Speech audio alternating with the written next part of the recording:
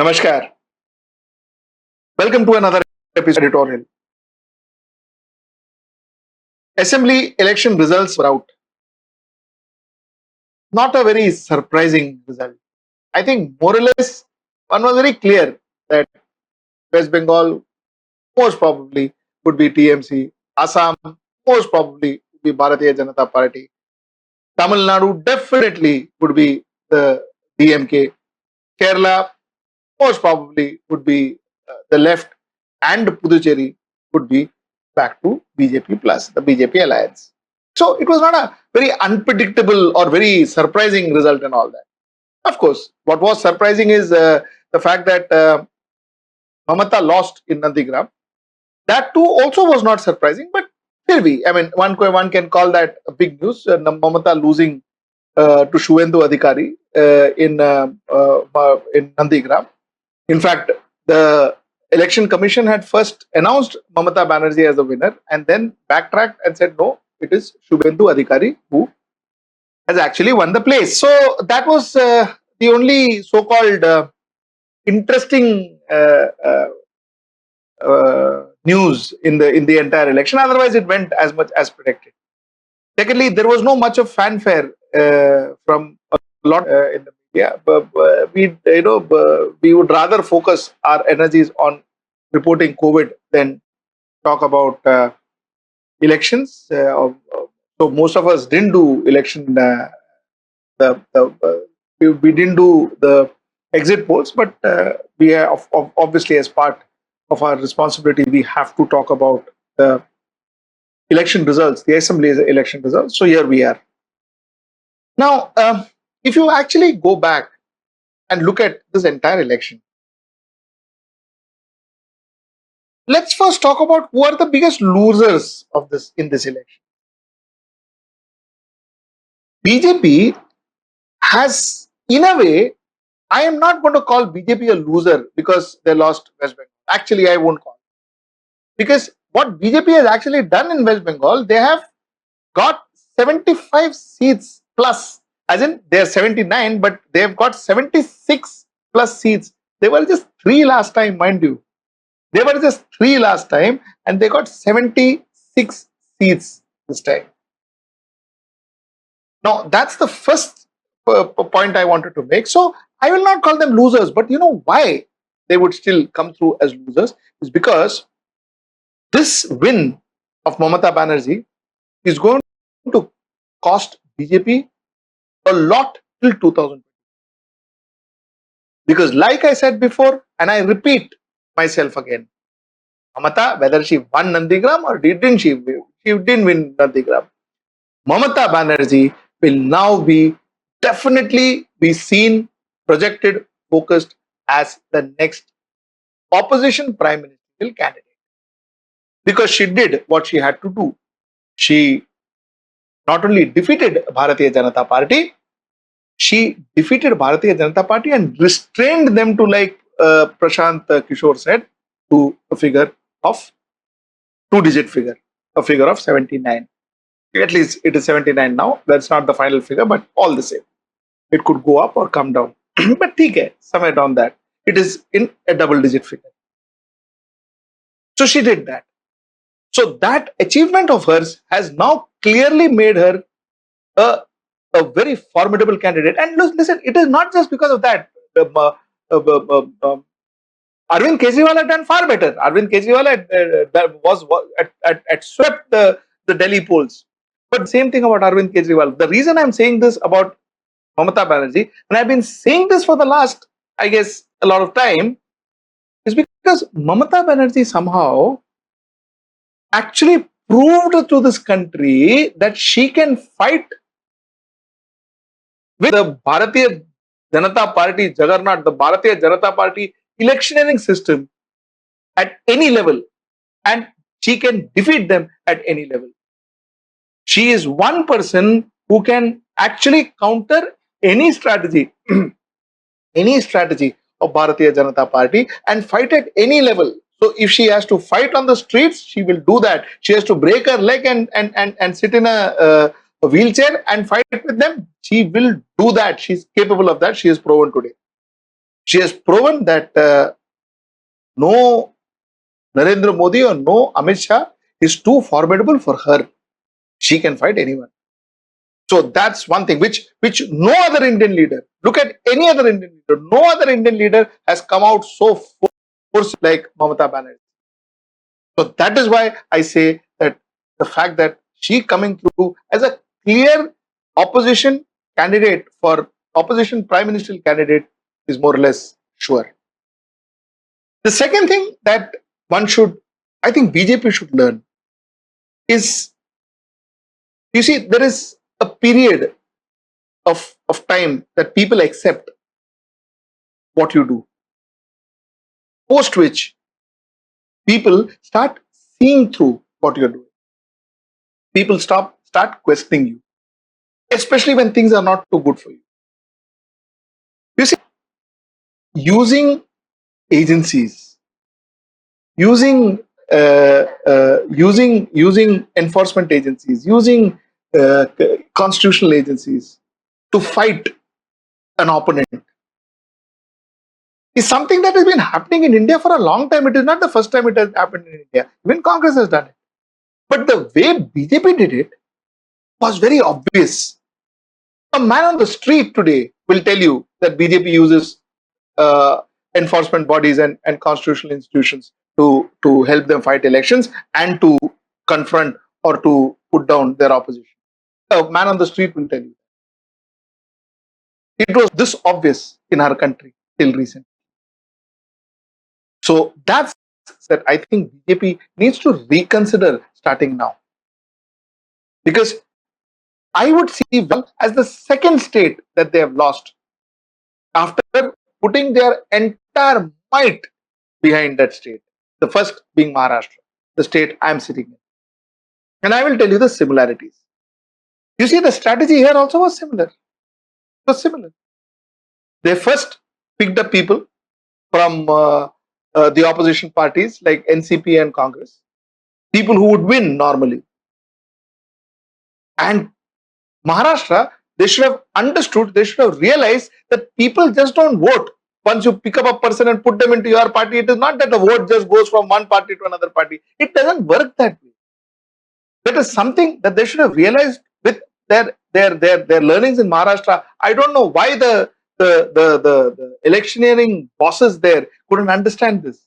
Number one. Number two, you see, in Maharashtra also, their former president of Maharashtra, Mr. Danve, had made a speech which went viral and which possibly was one of the core reasons why people didn't want to vote for Bharatiya Janata Party, where he said, Bharatiya Janata Party people stand in a line. He said, these leaders, they stand in line from opposition. And what we do is we take them in, we take them and we get washing powder from Gujarat. We dip them in the washing machine and then we in Bharatiya Janata Party. He mocked our democracy. But he was saying the fact. He was stating the fact that they were taking in people from people who have got cases and or possibly putting cases on them when they and making them join their party. And once they join the party, all the cases gone. Mithun Chakrabarti, an example, a gallant example. Anyway, so these factors, you see, the voter understands these factors. And when a person goes to vote, the sympathy, therefore, was always with Mamata. Because she was seen as a person, who was taking all this, who was being put through all this. A single lady fighting the might of the Bharatiya Janata Party, who has the might of the government of India. She was seen like that. I know a lot of people, my wife is from West Bengal, so I know a lot of people from West Bengal, a lot of relatives from West Bengal, who were not really a Mamata fan. But last minute they changed. They said, "No, we will vote for Mamata." Poor lady. She's fighting it all alone. All of a sudden, Mamata's pride became the West Bengal pride. Now, what is surprising in West Bengal is also the fact that the people who actually supported Bharatiya Janata Party are not people who are centrist. The people who supported Bharatiya Janata Party more are people who are extreme leftist. The Communist Party of India supporters and their leaders and others were the people who actually came and supported Bharatiya Janata Party. So the vote that you are seeing, the 77 seats which they are leading currently, 77 seats they are leading currently. Mind you, I am not talking about final figures. These are figures that are, I'm just talking about the leads, not the final. 77 seats they are leading currently. Most of these seats are not from Trinamool Congress. These seats have been got from Communist Party of India. Communist Party had last time, because this time Communist Party is zero, absolutely zero. So these are seats from Communist Party of India which they got last time, and the people who are so ideologically leftist, and they say communist ideologists are very strong in their ideology, and that was the ideology that completely turned to be a centrist, but turned to be a rightist. So that's another very interesting political event that happened in West Bengal. So I guess West Bengal, I can conclude it in three sentences, 3 points. One is BJP should stop, understand that parachuting people or using enforcement agencies to win elections, those days are over. The more you do it, the more it is going to boomerang and harm you more. I think it's time that they take this seriously and stop doing it. Number two, Mamata Banerjee came through as a super star. Whether she wins Nandigram, she loses Nandigram. As on now, she has lost Nandigram, is what the Election Commission has declared on their. First, they had declared her as winner, like I told you. So even if she wins, she loses. She is a superstar. She should focus on national politics. She should focus on India. She should now tour Kashmir to Kanyakumari. She should establish herself as a national leader. That's her job. Maybe Providence wanted her to lose the election. Maybe Providence wanted her to focus more on national politics, and that she should. Not that I'm saying because she lost the election, she can't be the chief minister again. Of course, she can. She can go through, she can be an MLC, or there are other methodologies how she can be a chief minister. So that's not a problem. But I'm saying possibly what I would think is she should now focus on national politics, because she definitely is a very right candidate for the national for the next presidential candidate, and she will be the answer to the Tina factor. There is no alternative factor, clearly. My point number 3 is how ideologies change from left to right. Bulk of the votes, bulk of the seats that and bulk of the supporters that BJP got were strong leftists, strong communists that changed not to a centrist platform but to a rightist platform. So extreme change. So this is what I wanted to talk about West Bengal. A sentence about Kerala. Kerala is a very different example. You see, Kerala is a swing state. So you have UDF once for 5 years, then you have LDF, then you have UDF again, and you have LDF. And this is possibly the first time that Kerala is giving opportunity for a chief minister to have 2 consecutive terms in the office. Pinarayi Vijayan is getting 2 consecutive terms in the office. LDF has been brought back. Now, one of the reasons why this happened is not because Kerala is upset with Congress, or Kerala is not very happy with Rahul Gandhi, who is their MP, and so on and so forth. That is not true. Though, of course, it's definitely not a referendum on Rahul Gandhi, what happened in Kerala. But yeah, I mean, this is not going to be good for Rahul Gandhi. That's a different issue. We'll talk differently. But for the moment, it is not because Congress had a problem or there was a huge this thing against Congress. But what really happened is the way people in Kerala thought that this was the government, LDF was the government that handled the pandemic, that handled COVID for the last 2 years. 2020 onwards, they've been handling it. Now, there is a lot of learnings that this government had in the process.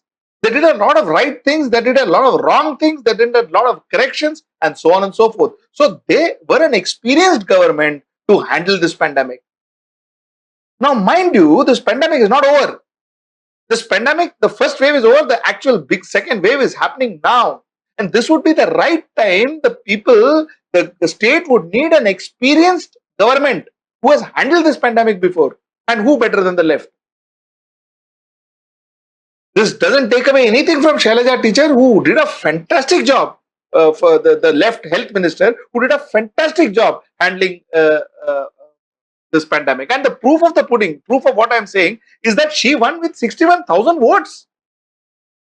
So the point here is, the reason why people went out and voted for UDF, for LDF, uh, is more because they want their state to be protected. They want their state to be governed well during this pandemic time by a government that is experienced in taking the state through in administration during the pandemic times. So that's precisely why LDF has been bought back, and LDF has been given another 5 years, because they know this pandemic is going to last for maybe another 1 or 2 years in whatever form.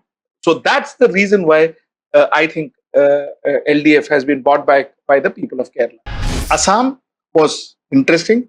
Assam, they say, the Hindu votes was very effectively consolidated. They couldn't so effectively do that. Bharatiya Janata Party couldn't effectively do that in West Bengal, but in Assam they did that. They did that very effectively. So the Hindu consolidation has happened in Assam. So this entire campaign was led by Hemanta Biswas. He did a fantastic job. Like I said, consolidated Hindu votes and got Bharatiya Janata Party back on the saddle.